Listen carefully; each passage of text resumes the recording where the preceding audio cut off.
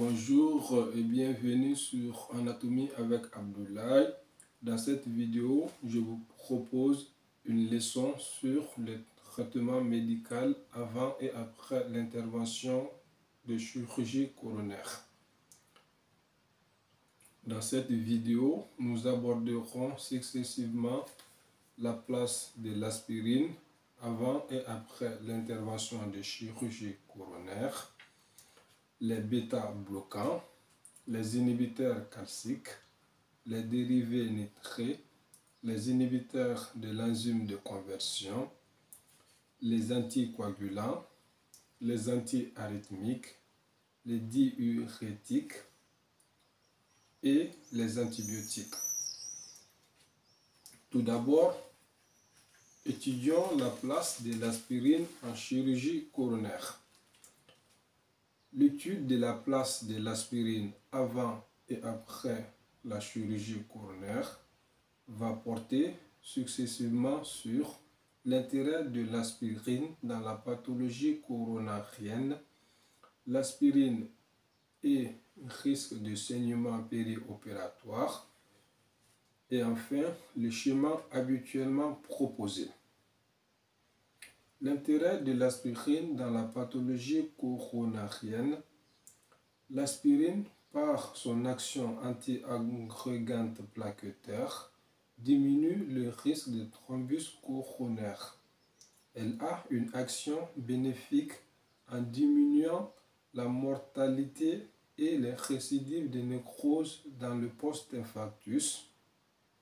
Son bénéfice est également démontré dans l'angor instable, dans l'infarctus du myocarde et dans la prévention de la réocclusion après angioplastie coronaire. Je répète, l'aspirine, par son action anti-agrégante plaquettaire, diminue le risque de thrombus coronaire. Elle a une action bénéfique en diminuant la mortalité et les récidives de nécrose dans le post-infarctus. Son bénéfice est également démontré dans l'angor instable, dans l'infarctus du myocarde et dans la prévention de la réocclusion après angioplastie coronaire. Je répète une dernière fois, l'aspirine, par son action anti-agrégante plaquettaire, diminue le risque de thrombus coronaire. Elle a une action bénéfique en diminuant la mortalité et les récidives de nécrose dans le post-infarctus. Son bénéfice est également démontré dans l'angor instable, dans l'infarctus du myocarde et dans la prévention de la réocclusion après angioplastie coronaire. Les doses habituellement utilisées se situent dans une fourchette de 100 à 300 mg par jour, dans la mesure où ni l'action antalgique 500 à 1000 mg par prise, ni l'action anti-inflammatoire 3000 mg par jour ne sont recherchées. L'aspirine et risque de saignement périopératoire. L'aspirine augmente le risque de saignement périopératoire. En chirurgie cardiaque, la prise d'aspirine allonge le temps opératoire nécessaire à la réalisation de l'hémostase, augmente les pertes sanguines et majore le risque de survenue d'une tamponnade par hémopéricarde. Venons à présent à la question du schéma habituellement proposé. L'usage est donc d'interrompre l'aspirine avant l'intervention chirurgicale, compte tenu de la persistance prolongée de l'action anti-agrégante plaquettaire de l'aspirine. Il doit être interrompu une douzaine de jours avant l'opération. Les exceptions étant les interventions réalisées dans le cadre de l'urgence et certains patients âgés particulièrement instables. La reprise du traitement par aspirine en post-opératoire est habituellement assez précoce en l'absence de problèmes de saignement, en règle dès les 24 à 48 premières heures post-opératoires. Venons-en à présent à la place des bêta-bloquants avant et après la chirurgie coronaire.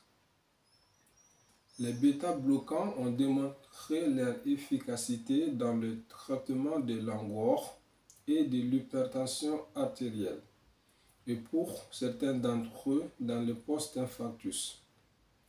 Ils sont parfois utilisés pour leurs propriétés anti-arythmiques. Ils peuvent donc être prescrits en préopératoire pour l'une ou l'autre de ces indications. Ils sont poursuivis jusqu'au matin de l'intervention. Après la revascularisation chirurgicale, les bêta-bloquants ne sont pas repris de manière systématique, en particulier chez un patient chez qui leur indication était le traitement de l'angine de poitrine et dont la revascularisation a été complète, surtout s'il n'a pas d'antécédent d'infarctus du myocarde et s'il n'a pas besoin de traitement antihypertenseur. Cela nous amène à la place des inhibiteurs calciques avant et après la chirurgie coronaire. Les inhibiteurs calciques sont une classe hétérogène. Certains d'entre eux peuvent être utilisés en préopératoire en fonction du contexte clinique. HTA en gore, ils sont en règle poursuivis jusqu'au matin de l'intervention. Je répète, les inhibiteurs calciques sont une classe hétérogène. Certains d'entre eux peuvent être utilisés en préopératoire en fonction du contexte clinique. HTA en gore, etc. Ils sont en règle poursuivis jusqu'au matin de l'intervention. Je répète une dernière fois, les inhibiteurs calciques sont une classe hétérogène. Certains d'entre eux peuvent être utilisés en préopératoire en fonction du contexte clinique. HTA, en gore, etc. Ils sont en règle poursuivis jusqu'au matin de l'intervention. Venons-en à présent à la question de la place des dérivés nitrés avant et après la chirurgie coronaire. Fréquemment utilisés en préopératoire pour le traitement de l'insuffisance coronaire, les dérivés nitrés sont poursuivis jusqu'au matin de l'intervention. Leur utilisation en post-opératoire précoce reste fréquente, en particulier en cas de pontages artériels. À distance de l'intervention, si la revascularisation a été complète, leur interruption est souhaitable. Cela nous amène à la place des inhibiteurs de l'enzyme de conversion avant et après la chirurgie coronaire. L'indication préopératoire des inhibiteurs de l'enzyme de conversion est habituellement le traitement de l'hypertension artérielle et pour certains IEC, celui de l'insuffisance cardiaque. Ils sont en règle interrompus la veille de l'intervention. Leur reprise en post-opératoire est logique, mais habituellement différée jusqu'à l'obtention d'une stabilité hémodynamique. Cela nous conduit aux anticoagulants.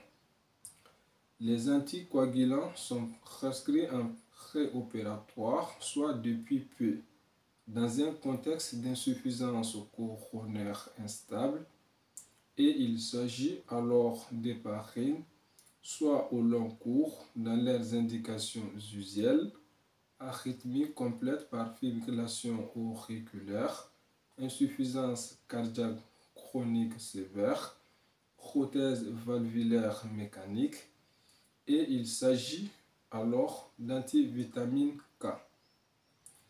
Comme le traitement anticoagulant est jugé indispensable, l'héparine n'est interrompue que quelques heures avant l'opération. Lorsque les patients sont sous antivitamine K, ceux-ci doivent être interrompus plusieurs jours avant l'intervention compte tenu de la persistance de leur action. Dans leurs indications formelles, le relais est pris par de l'héparine, soit sous sa forme de sel par voie sous-cutanée, soit sous sa forme intraveineuse. En post-opératoire, les anticoagulants sont repris en l'absence de saignement quelques heures après le retour du bloc, à dose préventive, puis en 24 à 48 heures à dose efficace chez les patients ayant une indication formelle à un traitement anticoagulant. Après une revascularisation coronaire chirurgicale, les anticoagulants peuvent être interrompus à la sortie de l'hôpital, chez tous les patients n'ayant pas d'indication à en recevoir au long cours. Les pontages ne constituent pas en eux-mêmes une indication à un traitement anticoagulant. Je répète, les pontages ne constituent pas en eux-mêmes une indication à un traitement anticoagulant. On retient que les pontages ne constituent pas en eux-mêmes une indication à un traitement anticoagulant. Venons-en à la question de la place des antiarythmiques avant et après la chirurgie coronaire. Les digitaliques doivent être de préférence interrompus 5 à 15 jours avant l'intervention chirurgicale en fonction de leur demi-vie afin de faciliter la défibrillation du cœur en fin de circulation extracorporelle. Les autres antiarythmiques peuvent être poursuivis jusqu'au matin de l'intervention et repris après celle-ci. Cela nous amène à la place des diurétiques avant et après la chirurgie coronaire. Prescrit en post-opératoire pour une insuffisance cardiaque ou une hypertension artérielle, les diurétiques sont poursuivis jusqu'à la veille de l'intervention. Leur usage en post-opératoire immédiat est très fréquent et vise à prévenir la survenue d'une insuffisance cardiaque congestive.